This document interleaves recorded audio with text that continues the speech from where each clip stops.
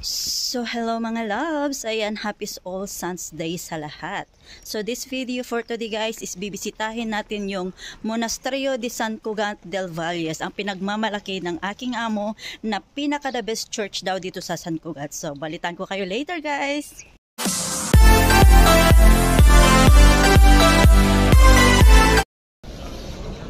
So ayan nga po mga love, sa wakas po nakarating na rin po ako dito sa Monasterio de San Cugat na sinasabi po ni amo na napakaganda po daw.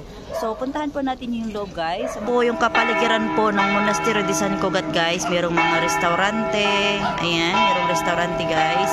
At meron din pong mga parke kung gusto nyo pong maglaro ang inyong mga anak. So ayan, so ito po ang kanyang kapaligiran. So ayan, nagbabatingting na po, kailan po natin silang pasukin. So ayan guys, sa atin po tayo ng misa.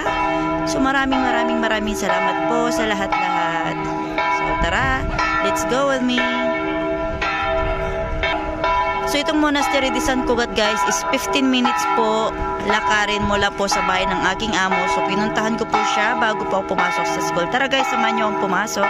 Ganda na po si Ruby guys. Papasok po tayo ngayon sa Monasterio de San Cugat. So ayan guys, wala tayong camera kaman. So magsariling sikap muna tayo. So tara guys, samahan niyo ako. Sukin po natin yung loob. So tara, ito po yung entrada. So napaka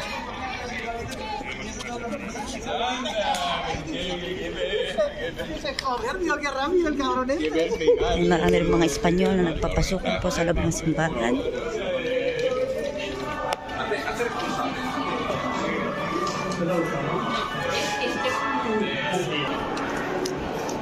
So yun na po guys.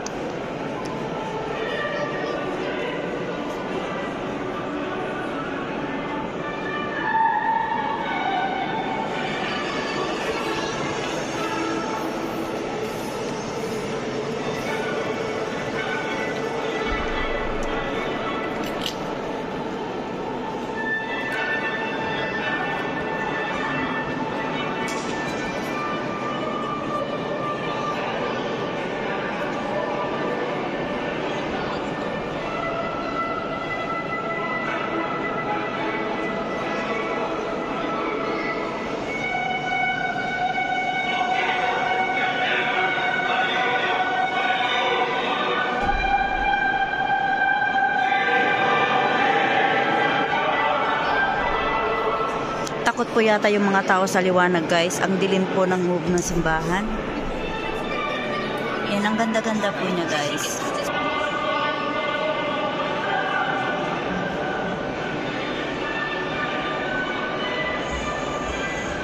Wow. So amazing. Ang ganda po ng loob ng simbahan.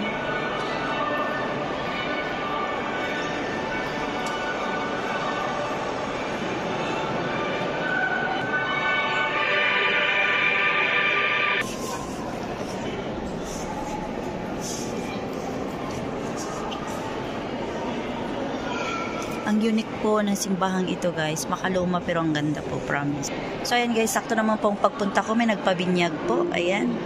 Dito po tayo, upo po tayo guys. Ayan, may binyagan pong nagaganap.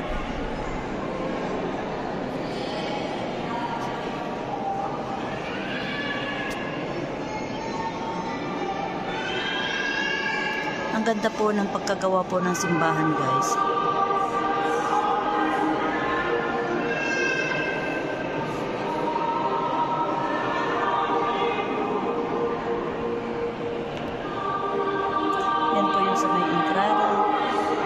Super.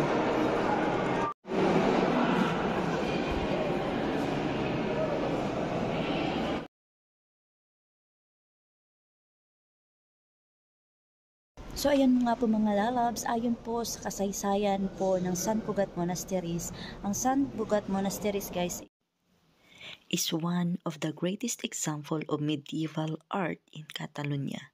The cloister is considered a genial of Romanesque sculpture of the most important church in Europe and one of the best preserved. The decoration of its 144 unique capital is particularly impressive. The church is an exceptional place to clearly see the translation from Romanesque to Gothic style. Thank you so much.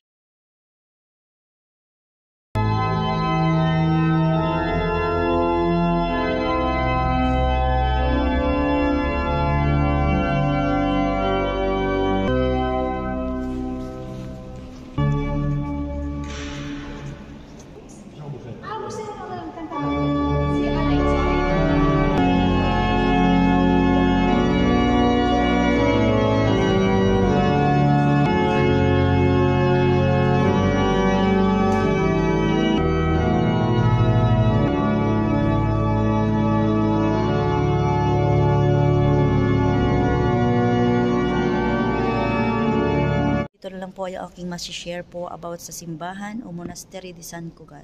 So sa mga gustong pumunta dito guys, madali lang po. From station po is 15 minutes walk lang po. Dadaanan nyo lang po yung Calle Bardoresh and then use lang po kayo ng Google Map. Ituturo nyo po kayo sa isang daan.